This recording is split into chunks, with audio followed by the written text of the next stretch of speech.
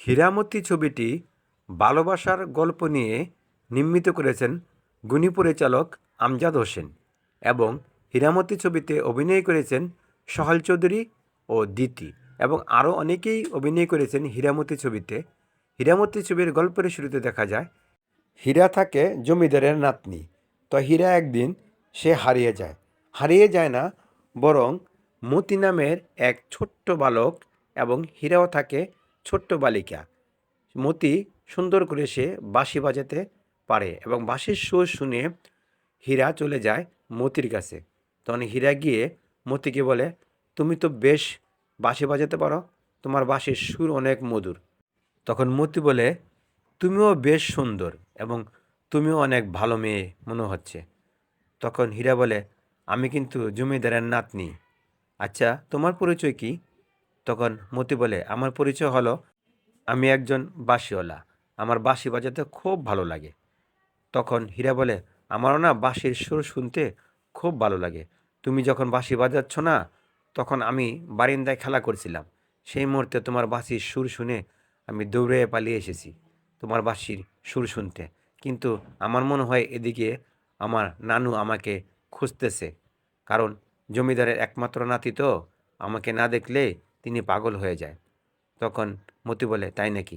তাহলে তুমি এই মুহূর্তেই তোমার বাড়িতে চলে যাও, আর না হলে জমিদার মশাই যদি জানতে পারে তাহলে কিন্তু তোমাকে বকাঝকা করবে এবং আমার সামনে যদি দেখে তাহলে তোমাকে মেরে নিয়ে যাবে এবং আমাকেও মারবে। তখন হীরা বলে, তুমি কথাটা মিথ্যে বলো নাই, কথাটা সত্যি বলেছো।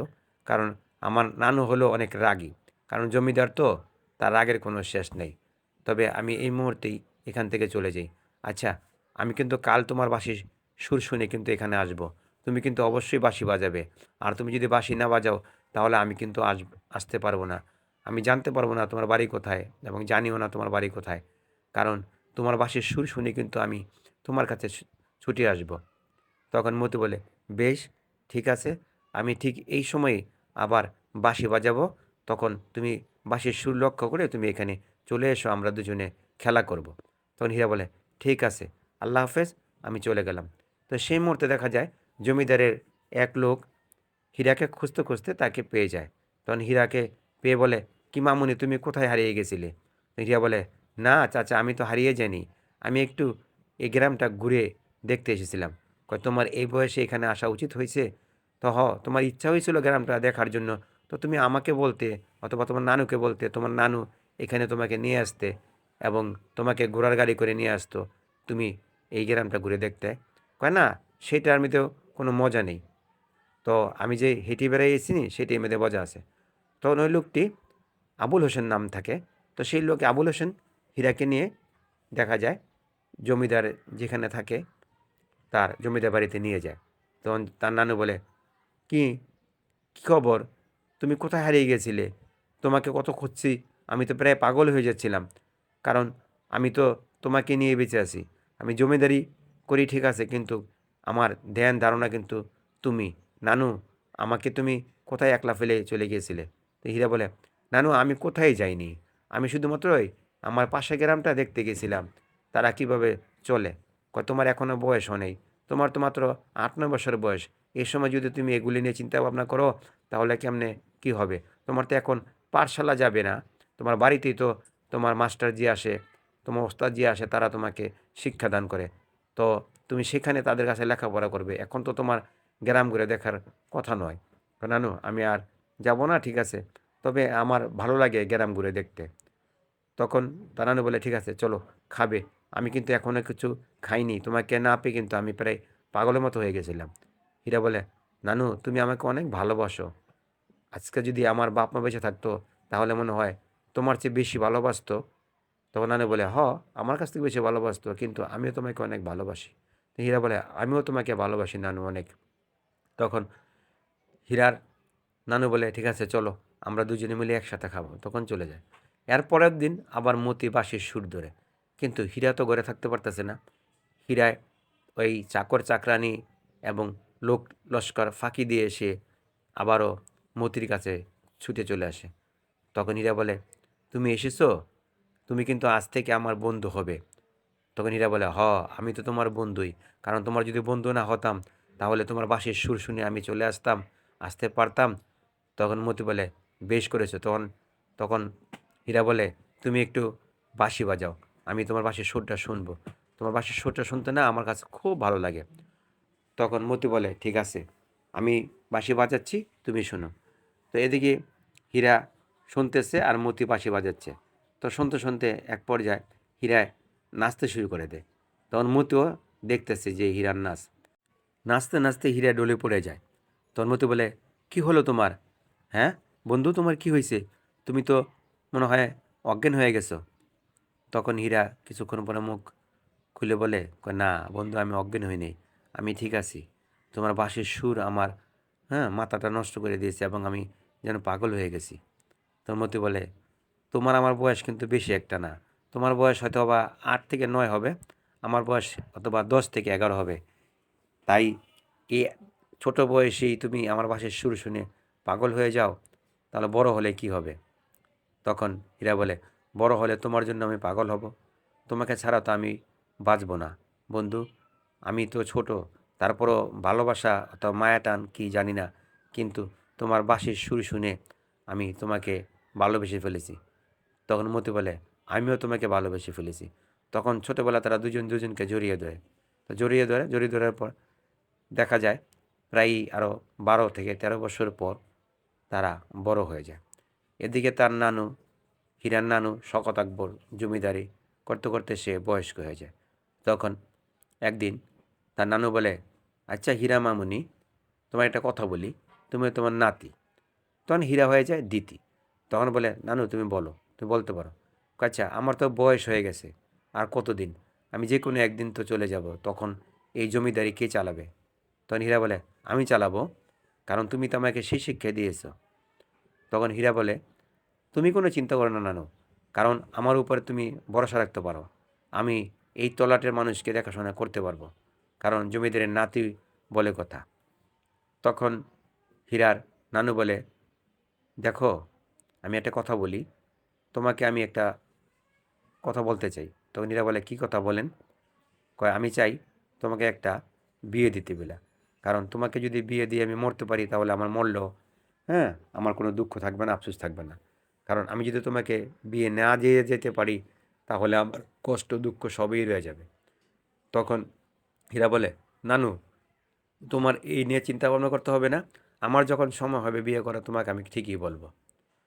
তো হীরা চলে যায় মতির কাছে। মতি হয়ে যায় সোহেল চৌধুরী। তো হীরামতি তাদের প্রেম ভালোবাসা চলতে থাকে, তারা দুজন দুজনকে ভালোবাসে। তখন সেই মুহূর্তে তারা বড় হয়ে একটা গান চলে আসে। গান শেষে দেখা যায় যে জমিদারের এক লোক দেখে যে হীরা এবং মতি তারা দুজন দুজনে জড়িয়ে ধরিয়ে রাখছে। তখন জমিদারের সেই আবুল হোসেন বয়স্ক হয়ে গেছে, সে চিৎকার দিয়ে বলে, হীরা মামুনি, তুমি কি করতেছ? যদি জমিদার মশাই জানতে পারে যে তুমি সামান্য একটু কাঠুরিয়ার ছেলেকে ভালোবাসো, আমি জানি মতির বাপ একজন কাঠুরিয়া, সে বন থেকে কাঠ এনে বিক্রি করে। আর যদি জানতে পারে জমিদার মশাই যে তুমি সামান্য একটি কাঠুরিয়ার ছেলেকে ভালোবাসো এবং তাকে জড়িয়ে ধরেছো, তাহলে তোমাকে তো মারবে মারবে, আমাকেও মারবে এবং এই কাঠুরিয়ার ছেলে মতিকেও মেরে রক্তাক্ত করে তাকে শেষ করে ফেলবে। তুমি কি চাও তোমার জন্য সামান্য কাঠুরিয়ার ছেলে মতি মারা যাক? তখন দিতি বলে, অত হীরা বলে, দেখেন চাচা যান, আমি আপনাকে খুব সম্মান করে শ্রদ্ধা করি, কিন্তু আমি যে মতিকে ভালোবাসি, আমার প্রাণের চেয়ে বেশি ভালোবাসি, কারণ মতিকে ছাড়া বাঁচব না। আপনি যেভাবে পারেন মতির সাথে আমার বিয়ের ব্যবস্থা করবেন, কারণ মতিকে ছাড়া আমি বাঁচব না। আপনার পায়ে ধরি, আপনি কখনো আমার নানুকে এই কথা বলবেন না আমি যে সামান্য একটি কাঠুরিয়া ছেলেকে ভালোবাসি। তখন মতি বলে, চাচা যান, আপনাকে অনেক ভালোবাসি, আমি আপনাকে অনেক সম্মান করি। আমি তো কাঠুরিয়ার ছেলে ঠিক আছে, কিন্তু আমি যে হীরাকে ভালোবাসি। হীরা জমিদারের মেয়ে অথবা জমিদারের বংশধর, জমিদারের নাতি, ঠিক আছে, কিন্তু আমি যে ভুল করে ফেলেছি, আমি যে হীরাকে ভালোবেসে ফেলেছি। তখন আবুল হোসেন বলে, তোমরা ভুল করেছো। তেল আর কখনো জল এক হয় না। তেল তেল আর জল কখনো এক হয় না, কারণ হীরা হলো জমিদারের নাতনি আর তুমি হলে একটি কাঠুরিয়া সামান্য যুবক, কিন্তু তোমাদের সাথে তো আকাশ পাতাল মিল, এবং তেল আর পানির মতো, কিন্তু তোমার আর হীরার তো কখনো মিল হতে পারে না বাবা। তুমি হীরাকে ভুলে যাও, আর যদি তুমি ভুলে না যাও, এর খেসারত তোমার বাপ মাকে দিতে হবে। কারণ জমিদার মশাই যদি জানতে পারে যে তুমি সামান্য একজন কাঠুরিয়ার ছেলে হয়ে তুমি হীরাকে ভালোবেসেছো এবং তোমরা প্রেম ভালোবাসা করতেছো, সেই খবরটা যদি তার কানে যায় তাহলে তোমার পরিবারের উপরও ক্ষতি হয়ে আসতে পারে এবং পরিবারের উপরে চাপ সৃষ্টি হতে পারে। তখন হীরা বলে, শোনেন চাচা, আমি একটা কথা বলি। আমি জানি না আপনি আমাকে কতটুকু ভালোবাসেন, কিন্তু ছোট থেকে আপনি আমাকে লালন পালন করে আসছেন এবং আমার ছোট থেকে আমাকে আমার সব ইচ্ছা পূরণ করে আসছেন। এই যে আমি যে এখানে আসি আপনি জানেন, কিন্তু তারপরও আমার নানুকে বলেন না, আপনি বলেন যে আমার বান্ধবীর বাড়িতে, হ্যাঁ, আমি যাই। এই কথাটা আমার নানুকে বলেন, কিন্তু আপনি এই কথাটা গোপন রাখবেন। পরবর্তীতে দেখা যাবে যে কি হয়, কিন্তু আমি যে মতিকে ছাড়া বাঁচব না। মতি যে আমার জীবন, মতি আমার মরণ, মতি আমার আশা, মতি আমার ভালোবাসা, মতি আমার সব, মতি আমার আকাশ, মতি আমার বাতাস, ম- মতি হলো আমার হৃৎপিণ্ড। আর হৃৎপিণ্ড ছাড়া কি কখনো মানুষ বাঁচে চাচা বলেন? তখন মতি বলে, চাচা, হীরা হলো আমার আশা, হীরা আমার ভালোবাসা, হীরা আমার আকাশ, হীরা আমার এই পৃথিবী, হীরা আমার অন্তর, হীরা আমার জীবন। হীরেকা ছাড়া তো বাঁচবো না চাচা। আপনার পায়ে পড়ে আপনি কখনোই, হ্যাঁ, জমিদার মশাকে বলবেন না, হীরার নানুকে বলবেন না যে আমরা দুজন দুজনকে ভালোবাসি। তখন আবুল হোসেন বলে, ঠিক আছে আমি বলবো না, কিন্তু কতদিন তোমরা লুকিয়ে লুকিয়ে এরকম প্রেম করবে? একদিন না একদিন তোমরা কিন্তু ধরা পড়বে। আর ধরা যখন পড়বে তখন কিন্তু তোমাদের অনেক বিপদ হয়ে যাবে। তোমাদের আমি বাঁচাতে পারবো না, কারণ জমিদারের যে হিংস্রতা আমি জানি। তাহলে শোনো, তোমার একটা কথা না বলি। আজ থেকে প্রায় 30 থেকে 40 বছর আগের কথা বলতেছি। জমিদারের এক ছেলে গোপনে ভালোবেসেছিল সামান্য একজন কৃষকের মেয়েকে। কিন্তু যখন জমিদার মশাই জানতে পারে যে সে জমিদারের ছেলে হয়ে সামান্য কৃষকের মেয়েকে ভালোবেসেছে, তখন সেই ভালোবাসা মেনে নেয়। কিন্তু জমিদারের ছেলে বলেছে যে না, আমি কৃষকের মেয়েকে ভালোবাসি এবং যদি আমি এই ভালোবাসার জন্য যে আমার জীবন দিতে হয় তাই দেব। কিন্তু জমিদার মশাই কী করেছিল জানো? এই জমিদার মশাই তার বন্দুক দিয়ে দুজনকে গুলি করে মেরে ফেলেছিল। তার জমিদার মশাই একদিন বলেছিল যে জমিদারের বংশধর, জমিদারের সাথে এই বংশধরের মিল হবে এবং তাদের ভালোবাসা যদি হয় তাদের ভালোবাসা মিল করে দেব। এবং জমিদারের মেয়ে এবং জমিদারের ছেলের বিয়ে হবে জমিদারের আরেক জমিদারের ছেলে এবং মেয়ের সাথে, কিন্তু সামান্য কাঠুরিয়া অথবা কৃষকের মেয়ে এবং ছেলের সাথে নয়। যদি এই খবরটা তোমার মনে থাকে তাহলে তোমরা, আশা করি তোমরা দুজন দুজনকে, হ্যাঁ, সরিয়ে রাখবে, আর না হলে তোমাদের বিপদ হবে। তখন হীরা বলে যে না চাচা যান, আমি এটা পারবো না, কারণ আমি মতির সাথে বেইমানি করতে পারবো না। মতিকে আমি এই বাল্যকাল থেকে ভালোবেসেছি এবং দুজন দুজনকে ভালোবেসে আমরা চলতেছি। আমাদের ভালোবাসার ভিতরে কোনো খাদ নেই, কোনো তফাৎ নেই, কোনো হিংসা নেই, কোনো বিদ্বেষ নেই, কোনো অহংকার নেই, কিন্তু আমাদের ভালোবাসা পবিত্র। এবং পবিত্র হয়ে যদি আমাদের ভালোবাসার জন্য আমাদের যদি মৃত্যুবরণ করতে হয় তাতেও আমাদের কোনো আফসোস এবং দুঃখ নেই। আমরা সেই মৃত্যুকে আমরা, হ্যাঁ, হাসি মুখে বরণ করে নেব, কারণ আমরা দুজন দুজনই মৃত্যুর জন্য প্রস্তুত আছি। আমরা জানি যে কখনোই তেল আর জল মিল হয় না এবং আকাশ পাতাল কখনোই মিলে না। তেমনি আমার আর, হ্যাঁ, মতির মিল হবে কি না জানি না, কিন্তু আমরা চেষ্টা করব এই পৃথিবীতে আমরা বেঁচে থাকতে ভালোবাসার মাধ্যমে। যদি আমরা এই ভালোবাসার জন্য মৃত্যুবরণ করি, তারপর আমাদের জীবনকে আমরা সার্থক মনে করব। হ্যাঁ, পরবর্তী প্রজন্ম আমরা মনে করব যে তারা ভালোবাসার জন্য হীরামতি জীবন দিয়েছে। এই কথাটা আমি বললাম চাচা। তোর মতে বলে, চাচা, হীরার যে কথা আমার একই কথা, আপনি যা করার একটা করবেন। তো আবুল হোসেন বলে, ঠিক আছে, আমি দেখি কিছু করতে পারি কিনা। তখন আবুল হোসেন বলে, ঠিক আছে মামুনি, তুমি এখন, হ্যাঁ, জমিদার মহলে চলো। আর না হলে জমিদার মহল যদি জানতে পারে যে এতক্ষণ পর্যন্ত তোমাকে নিয়ে আমি মতির সাথে, হ্যাঁ, প্রেম ভালোবাসা করার সুযোগ করে দিয়েছি, তাহলে আমারও গর্দান নেবে। তো একদিন জমিদার বসে আছে, বসে থাকার পর এক প্রজা এসে অথবা গ্রামে এক লোক এসে, বৃদ্ধ লোক বলে, আমি একটা কথা বলতে চাচ্ছিলাম জমিদার মশাই, যদি আজ্ঞা দেন আর যদি নির্ভয়ে কথা বলার অনুমতি দেন আমি কথাটা বলতে পারি। তখন জমিদার মশাই বলে, ঠিক আছে আপনি বলেন, আপনার কোনো ভয় নেই। কয়, তো লোকটি বলে, আমার বলতে ভয় লাগতেছে, তারপরও না বলে আমি পারতেছি না। আমি তো বলতেছি, আপনি বলেন। জমিদার মশাই বলে, কয় শুনেন, আমি ওদিনকে দেখেছি আপনার নাতি আর কাঠুরিয়ার ছেলে মতি, আপনার নাতি হীরা মনে হয়, তারা দুজন দুজনকে জড়িয়ে ধরেছে এবং তারা গান গাচ্ছে। তাদের ভালোবাসার দৃশ্য দেখে আমি অবাক হয়ে গেছি। তখন জমিদার মশাই লাফ দিয়ে সেখান থেকে উঠে গিয়ে সেই লোকটাকে একটা থাপ্পড় মারার পর সে চাবুক নিয়ে যে ইচ্ছা রকম মারতে পারে। তোমার এত বড় স্পর্ধা, আমার নাতির সম্বন্ধে এ কথা বলার আগে তোমার জিভটা কেটে ফেলা উচিত ছিল। তুমি জানো তুমি কার সম্বন্ধে কথা বলছো? তো লোকটা বলে, হুজুর আমি যা দেখেছি তাই বলেছি, আমি কখনো মিথ্যা কথা বলিনি। আমি নিজ নয়নে দেখেছি আপনার নাতি এবং মতি তারা দুজন দুজনকে জড়িয়ে ধরে রেখেছে এবং তারা গান গাচ্ছে, তারা হাসাহাসি করতেছে। আমি তো কখনোই ভুল দেখিনি।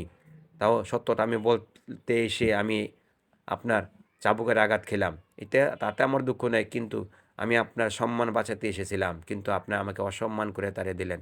তবে একদিন না একদিন আপনার চোখে ধরা পড়বে আপনার নাতি কাকে ভালোবাসে, তা কার সাথে প্রেম করতেছে।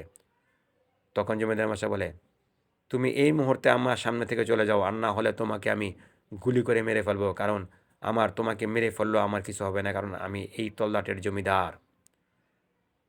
তখন লোকটি বলে, ঠিক আছে আমি চলে গেলাম, কিন্তু একদিন না একদিন আপনি দেখতে পারবেন আপনার নাতি কোথায় যায় কি করে। তখন জমিদার মশাই বলে, ঠিক আছে, আমি যখন দেখতে পাবো, তো আমার নিজ নয়নে যখন দেখতে পাবো তখন আমি তোমাকে ডেকে নিয়ে পুরস্কৃত করবো, যাও। তখন লোকটি চলে যায়। তো লোকটি ছিল মতিরই আপন চাস্তো ভাই। তখন মতিকে গিয়ে ওই লোকটি বলে, শোন, তোকে একটা কথা বলে দিই, তুই যে জমিদারের নাতনির সাথে প্রেম ভালোবাসা করতেছিস, এটা কিন্তু খারাপ করতেছিস। এর পরিণাম কিন্তু ভয়ঙ্কর হবে। আমাদের বংশের উপর নানা অত্যাচার শুরু করবে জমিদার মশাই। তখন তখন আমাদের কি হবে? তাই আমি জমিদার মশাইকে বলে দিয়েছিলাম যে তুই তার জমিদার নাতনির সাথে প্রেম করিস। তখন মতি বলে, তুমি এটা কি করেছো? তুমি আমার সাথে আগে কথা বলতে, আমি তোমাকে বলতাম। কয়, না, আমি বলে দিয়েছি তুই আজকের পর থেকে জমিদার নাতনির সাথে কোনো মেলামেশা করবি না, কোনো কথাবার্তা বলবি না। আর যদি কোনো কথাবার্তা বলিস তাহলে আমি কিন্তু জমিদারকে ডেকে এনে তাদের দুজনকে ধরিয়ে দেব। তোর মতে বলে, তুমি ভাইজান কাজটা ঠিক করো নাই। আমি জানি যে জমিদার যদি জানতে পারে তাহলে আমাদের বংশের উপর অন্যায় অত্যাচার হবে, আমাকে মারধর করবে, তোমাদের মারবে, আমার বাপ মাকে মারধর করবে। কিন্তু তারপরও তো আমি জমিদার মশাইয়ের নাতনিকে বলতে পারবো না আমি হীরাকে ভালোবাসি, হীরাকে ভালোবেসে যাব। একদিন জমিদার মশাই হীরাকে বলে, হীরা শোনো, তুমি আমার নাতনি কথা সত্য, কিন্তু তুমি ভুলে যেও না তুমি জমিদারের একমাত্র বংশধর, তুমি আমার আদরের নাতনি। তুমি আজকের পর থেকে এই জমিদার মহল থেকে বের হবে না। তখন জমিদার মশাই বলে, আবুল হোসেন, আপনি কোথায়? আমার সামনে আসেন। তাহলে আবুল হোসেন বলে, হুজুর বলেন। শোনেন, আজকের পর থেকে হীরা এই জমিদার মহল থেকে কোথাও বের হবে না। আর যদি কোথাও বের হয় তাহলে আমি আপনাকে চাবুকের আঘাতে মারতে মারতে মেরে ফেলবো। আপনাকে বলে দিলাম, আপনি কিন্তু এই হীরাকে দেখে রাখবেন চোখে চোখে। তখন জমিদার মশাই বলে, আমি হীরা সম্বন্ধে একটা কথা শুনেছিলাম, কিন্তু আমি বিশ্বাস করি নেই। কিন্তু আমার মনে হয় হীরার ভিতরে কোনো গণ্ডগোল আছে, কিন্তু হীরার চেহারা দেখে বোঝা যায়। আপনি হীরাকে দেখে রাখবেন, এই কথাটা বললাম। তার আবুল হোসেন বলে, ঠিক আছে হুজুর, আমি দেখে রাখবো। তো যখন জমিদার মশাই চলে যায় তখন হীরা বলে, চাচা, আমাকে আজকের মতো বের করার সুযোগ দিন। তখন আবুল হোসেন বলে, ঠিক আছে মামুনি, তুমি চিন্তা করো না, একটা কাজ করে তুমি একটা বোকরা পড়ো, বোকরা পড়ার পর এখান থেকে বেরিয়ে হয়ে যাও, আমি অন্য ব্যবস্থা করতেছি। তো দিতি সোহেল চৌধুরী অর্থাৎ মতির বাঁশির সুর শুনে সেখানে চলে যায়। তো যাওয়ার পর এদিকে জমিদার মশাই একটু দূর থেকে এসে বলে, হীরাকে ডাকতে থাকে, হীরা, হীরা, আসো এদিকে আসো। তো হীরা তো আসে না। তখন আবুল হোসেন দৌড়ে আসে, হুজুর হীরাকে ডাকছেন কেন? কয়, হীরাকে দরকার আছে। কয়, হীরা তো নাই, হীরা তো গোসল করতেছে। কয়, হীরাকে ডেকে নিয়ে আসো এই মুহূর্তে। তো আবুল হোসেন কোথা থেকে হীরাকে আনবে? আবুল হোসেন দৌড়ে চলে যায় সেই বনে। বনে গিয়ে হীরাকে বলে, মামুনি, তুমি এই মুহূর্তে বাড়িতে চলে যাও, আর অন্য দরজা দিয়ে যাও এবং বোরকা পরে যাবে। তোমার নানু চিৎকার করতেছে, আমি বলছি যে হীরা গোসল করতেছে। তো হীরা সেখান থেকে চলে যায় দৌড়ে জমিদার মহলে। জমিদার মহলে গিয়ে সে গোসল করতেছে, এমন সময় তার নানু গিয়ে বলে যে, তুমি কি এখনও গোসল করতেছো? না না যান, আমি তো গোসল করতেছি, আমি আসতেছি, আপনি যান। তখন তো তাড়াতাড়ি আসো। তখন হীরা চলে আসে, এতক্ষণ লাগে গোসল করতে? তোমাকে নিয়ে আমি বেড়াতে যাব, আর তুমি এখনও রেডি হও নি। আচ্ছা ঠিক আছে, আমি যাব। তো হীরা চলে যায় নানুর সাথে বেড়াতে। এদিকে মতি একদিন দেখতে পায় যে তার নানুর সাথে বেড়াতে গেছে। তো মতি পিছু পিছনে যায়। হীরা দেখতে পায় মতিকে, তো ইশারা ইঙ্গিত দেয়। কিন্তু এই দৃশ্যটা আবার জমিদার মশাই দেখে ফেলে। জমিদার মশাই দেখে ফেলার পর কিছুই বলে না। জমিদার মশাই বাড়িতে চলে আসে। বাড়িতে চলে আসার পর হীরাকে বলে, আচ্ছা হীরা, তুমি সত্য করা কথা একটা কথা বলো। আমি দেখলাম তুমি কি কাঠুরিয়ার ছেলে মন্ত্রীকে ভালোবাসো? তোমার সাথে কি তোমার কোনো সম্পর্ক আছে? কারণ আমি দেখলাম তোমরা দুজনেই ইশারা ইঙ্গিত দিচ্ছ, কারণটা কি? তখন হীরা বলে, নানু, আমি মতিকে ভালোবাসি। তোমার এত বড় স্পর্ধা, তুমি জমিদারের মেয়ে হয়ে সামান্য কাঠুরিয়া ছেলেকে ভালোবাসে, তোমার এই কথাটা বলতে বুকটাকে ফুটলো না? তোমার চিন্তা ভাবনা করা দরকার ছিল না যে তুমি জমিদারের সামনে বসে, জমিদারের সামনে দাঁড়িয়ে তুমি তোমার ভালোবাসার কথা উচ্চারণ করতে? তোমার এত বড় স্পর্ধা! চাবুকের আঘাতে মারতে মারতে দিতিকি অর্থাৎ হীরাকে রক্তাক্ত করে ফেলে।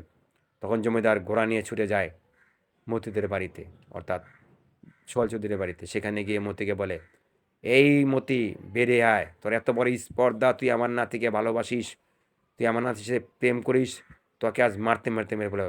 তখন চাবুকের আঘাতে মারতে মারতে অজ্ঞান করে ফেলে। তখন মতির বাপ মা এসে বলে, হুজুর, এবারকার মতো ক্ষমা করে দেন, আর কোনো দিন আপনার নাতনির সাথে আমার ছেলে আর মেলামেশা করবে না। আর যদি মেলামেশা করে তাহলে আমরাই আপনাকে ডেকে এনে ধরিয়ে দেব, কারণ আমি চাই না যে আমার ছেলের জন্য আপনার নাতির বদনাম হোক এবং জমিদারের কলঙ্ক হোক এবং জমিদারের বদনাম নিয়ে মানুষ নানান কথা বলুক। তখন জমিদার বলে, ঠিক আছে, এবারের মতন আমি ক্ষমা করে দিয়ে গেলাম। তো তোমার ছেলেকে বুঝাও যে আকাশ পাতাল কখনো মিল হয় না, আর তেল আর জল কখনোই মিল হয় না। এই কথাটা বুঝাও।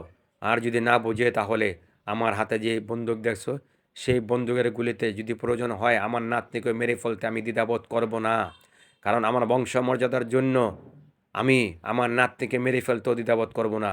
তোমার ছেলে তো দূরেই আছে, কারণ তোমার ছেলে তো সাথে তো আমার কোনো রক্তের কোনো সম্পর্ক নাই, আর তোমার ছেলেকে মারতে আমার একটু বুক কাঁপবে না।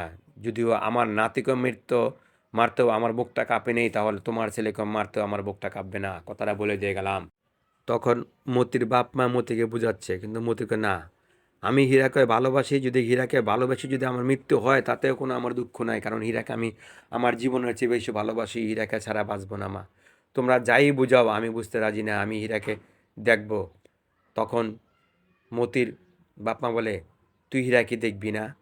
হীরাকে মেরে রক্তাক্ত করে রেখেছে জমিদার মশাই, এবং হীরাকে বন্দি করে রেখেছে। হীরাকে তুই কীভাবে জমিদার মহল থেকে বের করবি? আর হীরাকে তোর দেখার এত প্রয়োজন কেন? তুই কি চাস তোর জন্য আমাদের বিপদ হোক? তোর মতি বলে, না, আমি চাই না। না, আমি চাই না যে আমার জন্য তোমার বিপদ হোক এবং তোমাদের বিপদ হোক, আমাদের বংশের একটা ক্ষতি হোক, এটা আমি চাই না। কিন্তু আমি তো হীরাকে ছাড়া বাঁচব না মা, আমি হীরাকে দেখতে যাব। তখন দেখা যায় মতি একটা বাঁশির সুর ধরে এবং গান গাচ্ছে।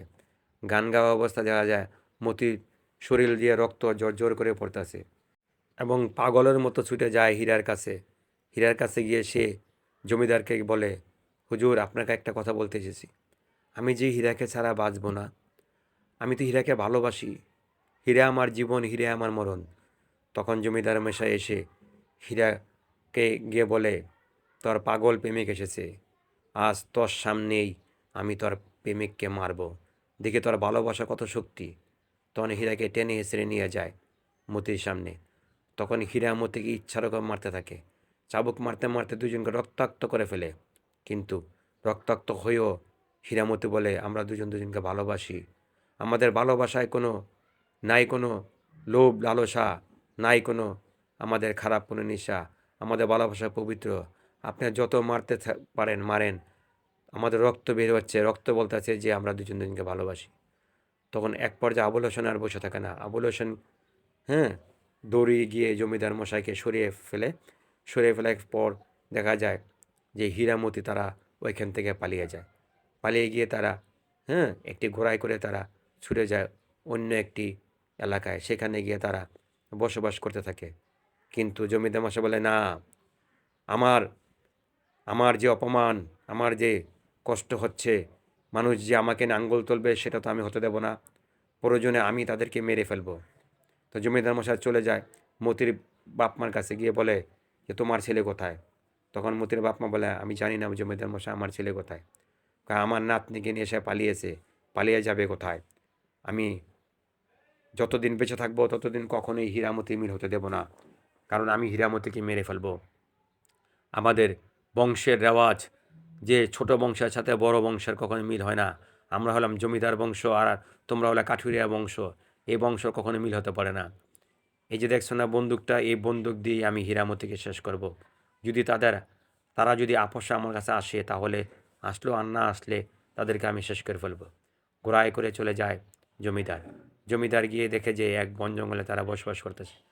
সেখানে গিয়ে জমিদার বলে, হীরা, তুমি এখনও আমার কথা শোনো, তুমি চলে আসো মতিকে ছেড়ে, আর না হলে আমি কিন্তু মতিকে মেরে ফেলবো, তোমাকে মেরে ফেলবো।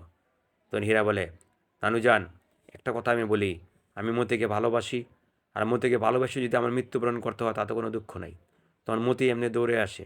মতি বলে, আমিও হীরাকে ভালোবাসি, হীরাকে ছাড়া বাঁচবো না, আপনি যদি আমাদের মেরে ফেলেন কোনো দুঃখ নেই। তারা দুজনকে এমনভাবে জড়িয়ে ধরে। তখন জমিদার মশাই বলে, এখনও সময় আছে, তোমরা যেভাবে জড়িয়ে রেখেছো, তোমরা দুজন আলাদা হয়ে যাও, আর না হলে আমি কিন্তু গুলি চালাতে বাধ্য হব। তখন হীরামতি বলে, ঠিক আছে, আপনি গুলি চালান, আপনার গুলিতে যদি আমরা মরেও যাই আমাদের কোনো দুঃখ নেই। তখন জমিদার মশাই এক এক করে 4টি গুলি হীরা ও মতিরকে করে এবং তাদের শরীরে লেগে যায়। তারা দুজনেই ঢলে পড়ে যায়। তখন হীরামতি দুজনকে আবারও জড়িয়ে ধরে।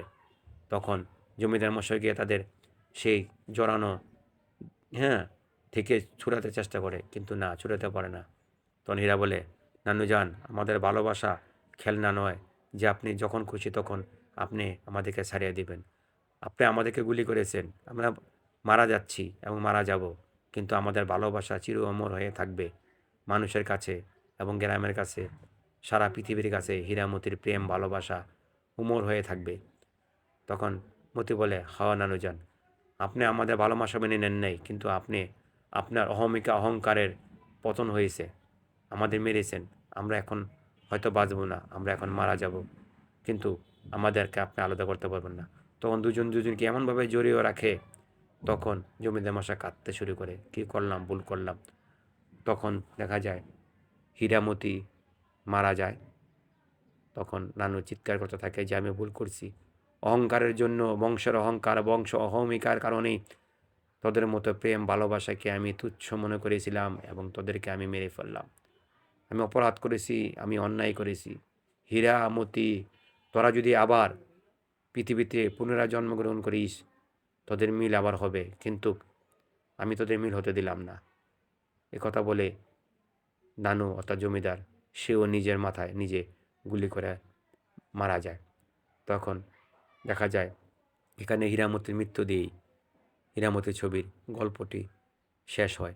পরিচালক আমজাদ হোসেন খুব সুন্দর করে ভালোবাসার গল্পে নির্মিত করে হীরামতি ছবিটি, এবং হীরামতি ছবিটি যখন প্রেক্ষাগৃহে মুক্তি পায়, যদিও সোহেল চৌধুরীর প্রথম ছবি তাদের, তারপরেও ছবিটা সুপার ডুপার হিট ব্যবসা হয় এবং ভালোবাসার গল্প নিয়ে নির্মিত ছবিটি আমজাদ হোসেন তৈরি করেছিলেন হীরামতি নাম দিয়ে। ছবিটি ভালো ব্যবসা করে এবং দর্শকদের কাছে জনপ্রিয়তা পায়, এবং হীরামতি ছবির গানগুলি অনেক জনপ্রিয়তা পায় এবং গল্প এবং তাদের অভিনয়ে দর্শকদের মন কাড়তে সক্ষম হয় সোহেল চৌধুরী এবং দিতি।